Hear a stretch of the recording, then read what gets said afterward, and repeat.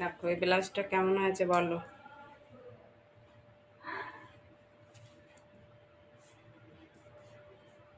এটা back side.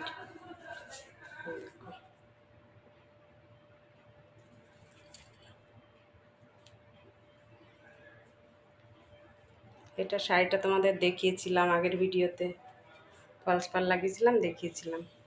এই দেখো, আমাকে বলেছিল হাতা কাটা বানিয়ে দিতে, একটু ফ্যান্সি করে বানিয়ে দিতে, তো আমি আবার ফ্রিল লাগিয়ে দিয়েছি এই যে হাতায়।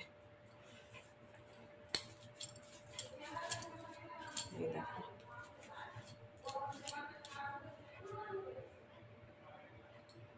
কেমন হয়েছে বলো। কালকে এসেছিল, এসে দেখে বলছে খুব ভালো হয়েছে, ফ্রিল লাগিয়ে দিয়েছো।